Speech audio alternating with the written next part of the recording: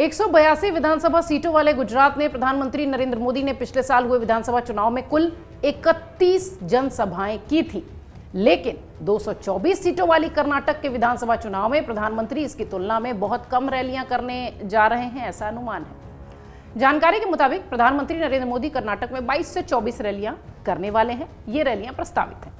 सियासी गलियारों में सबसे बड़ा सवाल यह है कि प्रधानमंत्री मोदी के चेहरे और नाम पर लड़े जाने वाले दक्षिण के चुनाव में प्रधानमंत्री क्यों इतनी कम रैलियां कर रहे हैं और इसके क्या मायने हैं। कर्नाटक में हो रहे विधानसभा चुनाव में भाजपा नरेंद्र मोदी के चेहरे और नाम पर अपनी चुनावी प्रचार और अभियान को आगे बढ़ा रही है। जानकारी के मुताबिक प्रधानमंत्री मोदी की कर्नाटक में अगले कुछ दिनों में तकरीबन 2 दर्जन चुनावी रैलियां होनी तय मानी जा रही है।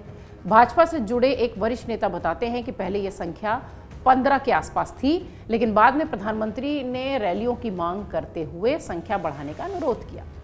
सूत्रों के माने तो प्रधानमंत्री नरेंद्र मोदी इस बार 22 से 24 रैलियां कर्नाटक में करने वाले हैं। जानकारी के मुताबिक चुनाव से कुछ रोज पहले प्रधानमंत्री कर्नाटक में लगातार 3 दिन तक रैलियां कर सकते हैं। 2024 विधानसभा सीटों वाले कर्नाटक में प्रधानमंत्री की रैलियां गुजरात से कम होने की बात कही जा रही है। चर्चा हो रही है कि आखिर ऐसी क्या वजह है कि कम विधानसभा सीटों वाले गुजरात में प्रधानमंत्री की ज्यादा रैलियां हुई हैं, जहां उससे ज्यादा विधानसभा सीटें कर्नाटक में हैं। वहां प्रधानमंत्री की कम रैलियों की बात सामने आ रही है। राजनीतिक विश्लेषक कहते हैं कि अभी तक आधिकारिक तौर पर प्रधानमंत्री नरेंद्र मोदी की चुनावी रैलियों की कोई जानकारी नहीं आई है, लेकिन हाँ, कर्नाटक के सियासी गलियारों में यह चर्चा है कि प्रधानमंत्री 22 से 24 रैलियां ही करने वाले हैं।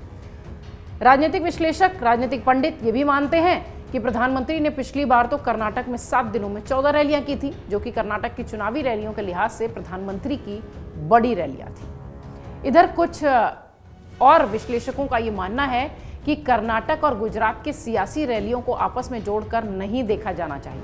कर्नाटक में हर 5 साल बाद सरकार बदलने का रिवाज है, जबकि गुजरात में भारतीय जनता पार्टी एक लंबे समय से सत्ता में बनी हुई है। गुजरात में एंटी इनकम्बेंसी का भी खतरा था। इसके अलावा गुजरात को भारतीय जनता पार्टी अपनी राजनीतिक प्रयोगशाला के तौर पर भी लेती है, इसलिए भी वहां प्रधानमंत्री की रैलियां ज्यादा होती हैं। इसलिए भी भारतीय जनता पार्टी को वहां कम विधानसभा सीटों के बावजूद भी अपनी पूरी ताकत झोंकनी पड़ती है, और उसका परिणाम भी सबके सामने है। गुजरात में ऐतिहासिक जीत मिली, बम्पर जीत मिली बीजेपी को। कर्नाटक में ऐसा नहीं है। भारतीय जनता पार्टी अपनी रैलियों में बड़े चेहरों को कम उतार रही है। गुजरात में प्रधानमंत्री नरेंद्र मोदी के अलावा गृह मंत्री अमित शाह भी उतरे थे। इसके अलावा जेपी नड्डा भी उतरे थे। योगी आदित्यनाथ को वहां ले जाया गया था। भारतीय जनता पार्टी के अन्य दूसरे बड़े नेता भी यहां पर दिखाई पड़े थे। कई कद्दावर नेताओं की रैलियां यहां पर प्रस्तावित थी। जैसे जैसे चुनाव नजदीक आते रहेंगे, जनसभाएं और रैलियां भी होती रहेंगी। कर्नाटक में भी ऐसा कई सारे राजनीतिक पंडित मान रहे हैं। जानकारी के मुताबिक प्रधानमंत्री मोदी की रैलियां इस बार उन इलाकों में ज्यादा प्रस्तावित हैं जहां पर पिछली बार पार्टी को कम सीटें मिली थी। इसके अलावा दलित बाहुल्य इलाके भी हैं जहां पर प्रधानमंत्री की ढेरों रैलियां होती दिखाई पड़ेंगी। जेडीएस और कांग्रेस के गढ़ में भी प्रधानमंत्री मोदी रैली करने वाले हैं, ऐसा बताया जा रहा है। भाजपा से जुड़े नेताओं का यह भी कहना है कि प्रधानमंत्री मोदी 2023 में चुनावी अधिसूचना जारी होने से पहले तक 6 बार कर्नाटक का न सिर्फ दौरा कर चुके थे, बल्कि राज्य को बड़ी योजनाओं से भी जोड़ चुके थे। अब इस बार की बारी है, देखना है। रैलियां 22 से 24 प्रस्तावित हैं, लेकिन अभी तक आधिकारिक तौर पर कोई जानकारी नहीं आई है। इसलिए ये कहना कि गुजरात से कम रैलियां कर्नाटक में होंगी, ये थोड़ी जल्दबाजी हो जाएगी।